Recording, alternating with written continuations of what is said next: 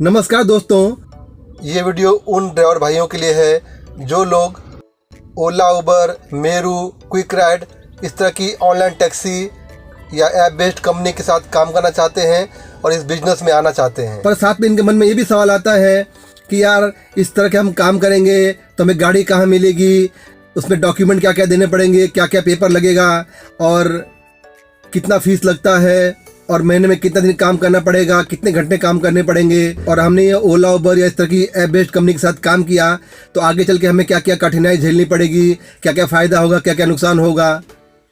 तो इस तरह के बहुत सारे सवाल उनके मन में होते हैं। तो दोस्तों, आप लोग से रिक्वेस्ट है कि आप लोग वीडियो पूरा देखिए और मेरा दावा है कि अगर आपने वीडियो स्टार्ट से लेकर एंड तक देख लिया तो आपको कोई और वीडियो देखने की ज़रूरत नहीं पड़ेगी इस तरह के जो भी सवाल आपके मन में डाउट है वो क्लियर करने के लिए।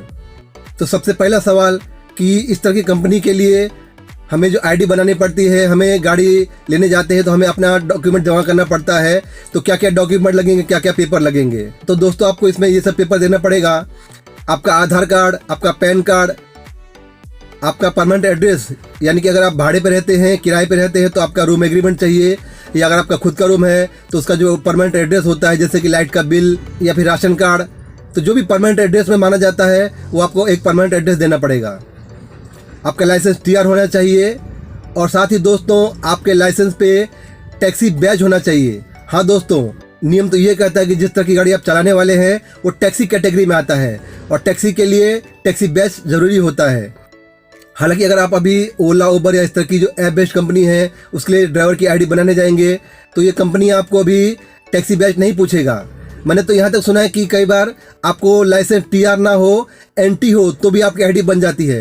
पर दोस्तों, आपका लाइसेंस टीआर होना ही चाहिए। एनटी पे आपको अगर पुलिस वाले पकड़ा तो फाइन मारेगा, क्योंकि और साथ ही आपके पास टैक्सी बैच होना ज़रूरी है। अगर आपके पास टैक्सी बैच नहीं हुआ तो अगर गाड़ी का मालिक और ड्राइवर एक ही है तो आपको 10,000 तक फाइन मारा जाएगा और अगर आप केवल ड्राइवर है तो आपको 5,000 फाइन मारा जाएगा। तो ये ज़रूरी नहीं कि आपके पास टैक्सी बैच है तो ही आप इस तरह की आईडी बना सकते हैं। अगर आपका टैक्सी बैच नहीं है तो भी आप जाके अपनी आईडी बनवा सकते हैं इस तरह के सब डॉक्यूमेंट जमा करने के बाद। लेकिन याद रखिए, आप काम भी करते रहिए और साथ में अपना टैक्सी बैच का जो प्रोसीजर है वो भी पूरा कीजिए, टैक्सी बैच बनवा लीजिए, क्योंकि जल्दी ही महाराष्ट्र में सिटी टैक्सी 2020 गाइडलाइन आने वाला है, टैक्सी एग्रीगेटर रूल आने वाला है। तो जब ये टैक्सी एग्रीगेटर रूल आ जाएगा उसके बाद जो भी ड्राइवर हैं जिसके पास टैक्सी बैच नहीं होगा उन सभी को निकाल दिया जाएगा। तो अगर आप लंबे समय तक ओला, उबर या इस तरह की कंपनी के लिए काम करना चाहते हैं तो टैक्सी बैच बनाना बहुत ज़रूरी है। अगर आपको पता नहीं टैक्सी बैच कैसे बनाना है तो उस पर मैं ऑलरेडी वीडियो बना चुका हूँ। आप चाहे तो मेरा पुराना वीडियो देख सकते हैं या मैं लिंक डिस्क्रिप्शन में डाल दूंगा, आप वो वीडियो देख सकते हैं। यहाँ पर आई बटन जो ऊपर दिख रहा है आपको, उसको क्लिक करके भी आप वीडियो देख सकते हैं जिसमें आपको बताया जाएगा कि टैक्सी बैच कैसे बनाना है, उसमें कितना खर्चा आएगा, क्या पेपर लगेंगे, कितना टाइम लगेगा, वो पूरी जानकारी मिल जाएगी आपको।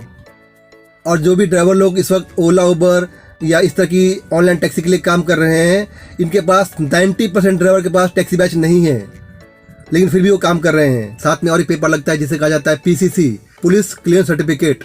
तो जब आप जॉब के लिए जाते हो तो आपको पीसीसी करने के लिए बोला जाता है। तो आप चाहे तो खुद भी पीसीसी कर सकते हो, या कई बार ऐसा भी होता है कि कुछ ऑफिस में या कुछ कंपनी में जब आप आईडी बनाने जाते हो तो आपको पीसीसी बनाने बोलते हैं, या कुछ जगह ऐसा होता है कि जब आप काम शुरू कर देते हैं तो आपका पेपर लेके वो लोग पीसीसी खुद ही करवा लेते हैं और आपने जो एड्रेस दिया होता है, परमानेंट एड्रेस, उस एड्रेस के आसपास जो पुलिस स्टेशन होता है उनको पेपर भेजा जाता है और वो पुलिस लोकल और जो वहाँ का लोकल पुलिस वाला होता है वो आपके घर जाके इंक्वायरी करता है कि भाई ये आदमी जो एड्रेस दिया है उस पर यहाँ रहता है कि नहीं रहता है। और साथ ही ये भी देखा जाता है कि आपके नाम पे कोई केस ना हो, कोई बड़ा कंप्लेंट ना हो, क्योंकि जानते हैं कि ये टैक्सी लाइन है, इसमें कस्टमर के जो सवारी होती है उसके सुरक्षा का बात होता है। तो अगर आपके नाम पे कोई केस है या कोई बड़ा कंप्लेंट है तो आपकी आईडी नहीं बनती है और साथ ही आपका टैक्सी बैच भी नहीं बनता है।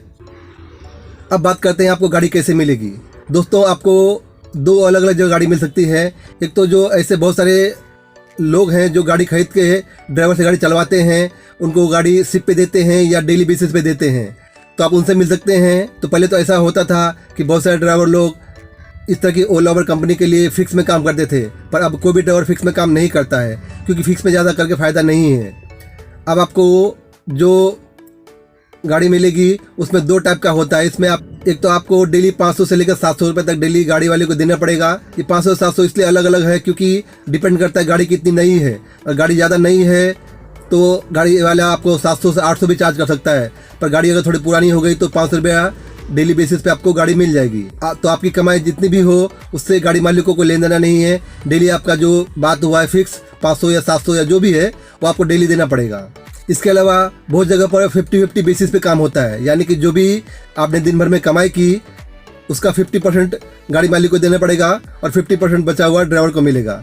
एग्जाम्पल के लिए मान लीजिए अगर आपने 2000 का बिजनेस किया दिन भर में तो उसमें आपको 400 रुपये का गैस जल जाएगा, बाकी बचे 1600 रुपये में। तो 1600 में आपको 800 रुपये गाड़ी मालिक को देना पड़ेगा, 800 आपको बचेंगे।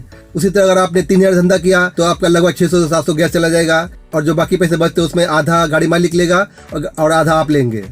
तो इसमें जो भी गाड़ी में खर्चा आता है, अगर टायर पंक्चर हुआ या छोटा मोटा 100-200-500 खर्चा है तो वो ड्राइवर को करना पड़ता है। और जो बड़ा खर्चा आता है जैसे गाड़ी का हर साल पासिंग होता है, फिटनेस, इंश्योरेंस, रोड टैक्स, वो सब गाड़ी मालिक भरता है।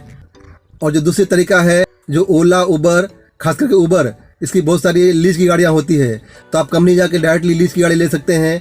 तो बहुत सारी ऐसी लीज की गाड़ियाँ हैं जैसे कि मूव इंडिया या एवरेस्ट या अंकित मेहता, ये इस तरह के गाड़ी मालिक है जिनके पास 5000 से लेकर 10,000 गाड़ियाँ हैं। वो लोग ड्राइवर को रख के गाड़ी चलवाते हैं। उसमें भी 2 कैटेगरी है। उसमें एक कैटेगरी आती है जिसमें आपको डेली 500 से 700 रुपये आपको गाड़ी मालिक को भरना पड़ता है और आपको गाड़ी चलाने मिल जाती है।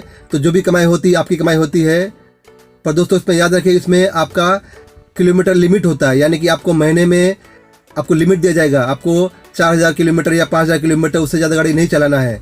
अगर आपने उससे ज़्यादा गाड़ी चलाया एक महीने के अंदर तो आपका किलोमीटर जितना बढ़ेगा वो हिसाब से आपसे पैसा जोड़ के लिया जाएगा। और दूसरी कैटेगरी होती है 60-40, यानी कि 60% आपका, 40% गाड़ी मालिक का। लेकिन उसमें गैस आपको भरना पड़ेगा पूरा। मान लीजिए आपने दिन भर में 3000 का धंधा किया तो उसमें 40% यानी कि 1200 रुपया हो गया कंपनी का और बाकी बचे 1800 रुपया।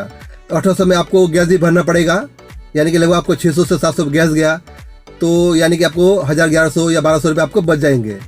तो इस तरह से 60-40 का हिसाब होता है।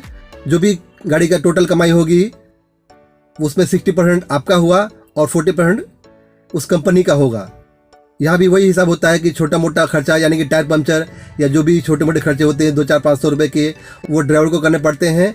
और जो बड़ा खर्चा होता है साल का खर्चा, गाड़ी पासिंग का, फिटनेस, इंश्योरेंस, रोड टैक्स, बाकी जो दूसरे डॉक्यूमेंट के खर्चे होते हैं वो सभी के सभी गाड़ी की कंपनी करती है। और सर्विसिंग भी गाड़ी की कंपनी करती है। ये सब गाड़ी लेने के लिए आपको वहाँ पर डिपॉजिट जमा करना पड़ेगा। किसी किसी जगह पर आपको 30,000 डिपॉजिट जमा करना पड़ेगा या कहीं कहीं आपको 50,000 डिपॉजिट जमा करना पड़ सकता है। और इस कंपनी में ड्राइवर अटैचमेंट करने के लिए, ड्राइवर की आईडी बनाने के लिए कोई भी फीस नहीं लिया जाता है। हालांकि मेरे सुनने में ये भी आया है कि कहीं कहीं कुछ एजेंट ऐसे भी होते हैं कि आपका ड्राइवर आईडी बना कर देने के लिए कोई 300 या कोई 500 तक चार्ज करता है, पर मुझे लगता है वो गलत है। अगर आप डायरेक्टली जाके मिलेंगे तो कोई भी जगह पर आपको ड्राइवर आईडी बनाने के लिए पैसे नहीं लगेंगे। अब बात करते हैं आपको गाड़ी कितने टाइम चलाना पड़ेगा, कितने घंटे और महीने में कितना दिन काम करना पड़ेगा। तो दोस्तों ये जो टैक्सी लाइन है इसमें गाड़ी जितनी ज़्यादा चलेगी उतनी ज़्यादा कमाई होगी आपकी। अगर आपने गाड़ी कम चलाया तो आपको कम पैसे मिलेंगे, अगर आपने गाड़ी ज़्यादा चलाया तो ज़्यादा पैसे मिलेंगे। तो ये मान के चलिए आपको डेली लगभग 12 घंटे गाड़ी चलाना पड़ेंगे। आपको महीने में कम से कम आपको 28 दिन गाड़ी चलानी पड़ेगी और 12 घंटा से लेकर 14 घंटा गाड़ी चलाना पड़ सकता है। आपने डेली 12 घंटे से 14 घंटा गाड़ी चलाया और महीने का 28 दिन ड्यूटी की तो आप महीने का आराम से गाड़ी मालिक का पैसा देने के बाद या जो आपकी लीज की गाड़ियां हैं जो आपका 60-40 वो सब काटने के बाद आपका आराम से 30,000 से लेकर 40,000 बच जाता है। आप जितना ज़्यादा काम करेंगे उतना ज़्यादा आपकी कमाई होगी। कई ड्राइवर तो मैंने सुने कि महीने का 50,000 तक कमाते हैं, पर उसके लिए इतना उनको मेहनत करना पड़ता है। कोई ड्राइवर तो 14 घंटा से लेकर 15 घंटा 16 घंटा गाड़ी चलाता है। अगर आप किसी गाड़ी मालिक का फिक्स ड्यूटी करते हैं, पर्सनल ड्यूटी करते हैं, तो उसमें यही नुकसान है कि आपको जो सैलरी मिलती है महीने का 15,000, 18,000 या 20,000, उसी सैलरी में आपको गुजारा करना पड़ेगा। उसमें आपका कुछ अलग से आप काम नहीं कर सकते हैं। पर इस ओला, उबर या इस तरह की जो ऑनलाइन टैक्सी है इसमें आप अगर चाहे तो महीने का 30,000, 40,000 या उससे ज़्यादा भी कमा सकते हैं। वो आपके मेहनत के ऊपर है।